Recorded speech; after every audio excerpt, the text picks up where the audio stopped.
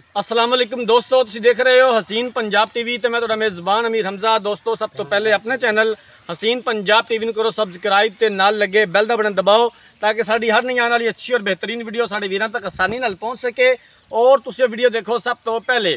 अज जनाब अपने वीरां भरावां वास्ते एक दूजे नंबर की वीडियो लैके हाज़र होए हैं। दूसरा सूआ सूईए कैमरामैन साहब जानवर दिखाणगे, उस तो बाद सारियां गल्लां बातां मालकां दी ज़ुबानी मालकां दे कोलों पुछांगे। माशाअल्लाह बड़ा खूबसूरत हवाना, पूरा मुड़दा थण और सोहणियां विरलां, कैमरे की नज़र वीरां दे सामने, कद चंगा, वेल चंगी, बारीक चमड़ी की झोटी माशाअल्लाह, पिछों चौड़ी ते अगों बरीक, बल्ला मत्था, चिट्टियां अखां, बाकी हर एक चीज़ कैमरे की नज़र वीरां दे सामने, धुनी कौड़ी तो बिल्कुल साफ।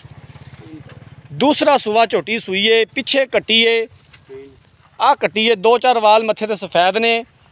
बाकी मालका कोलों पुछांगे कि कदों सूईए, किन्ना हाज़र टाइम बोला है या दुध दे, की प्यार मुहब्बत वाली डिमांड करते हैं। थन माशाल्लाह बड़ा खूबसूरत लग्या होया है, पूरा मुठदा थाने और सोहणियां विरलां, कद चंगा, धुनी का निशान तक नहीं है। बाकी हर एक चीज़ कैमरे की नज़र वीरां दे सामने। हवाना माशाल्लाह बड़ा खूबसूरत है।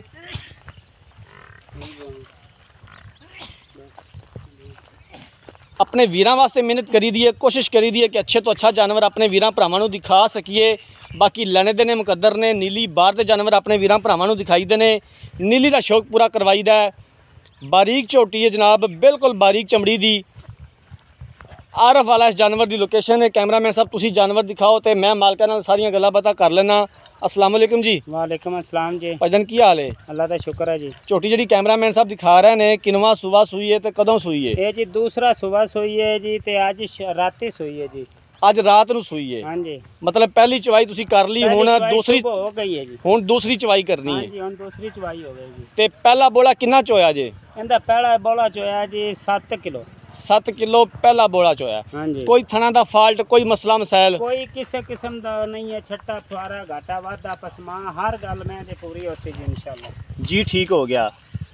किन्ना कुछ दुध कर जाएगी मझ? दुध अल्लाह दे हुक्म नाल मैं गणा नहीं ना तो 16-17 किलो दे अल्लाह दे हुक्म नाल साडा रिकॉर्ड है इस महीने दा। ठीक हो गया। हाँ जी। पट्ठियां ते 16-17 किलो मैं दुध ना देवे ते आखी असल नीली दी मैं दरिया दे इलाके दी ना होवे तां भी सानू आखी जी। ठीक हो गया।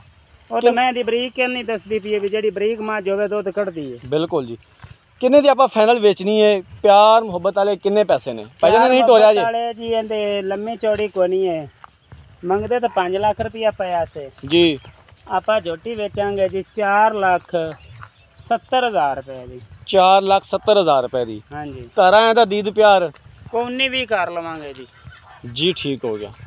लो जनाब मालकां दी गल्लां बातां सुन लईयां ने। दूसरा सूआ सूईए, एक चवाई कीती है, दूसरी चवाई हुण होनी है मझ दी। पहला बोला मालकां ने 7 किलो चोया, 16 लीटर मालकां दी गारंटी। दूसरा सूआ मझ सूईए, 4,70,000 रुपया फिल वक्त फाइनल है। मजीद भी असीं इंशाअल्लाह ताला गुंजाइश कढ़ावांगे जिथों तक हो सके। अगर किसी वीर भरा ने जानवर खरीदना है, राब्ता नंबर 0312 612 2054, 0312 612 2054, इस नंबर पर व्हाट्सअप बनी है। अगर साड़ी अज वाली वीडियो पसंद आए, वीडियो लाइक तो शेयर जरूर करना है। जिंदगी रही तो मिलांगे एक नई वीडियो के नाल। अपने मेज़बान अमीर हमजा ने दो इजाज़त। अल्लाह हाफिज़।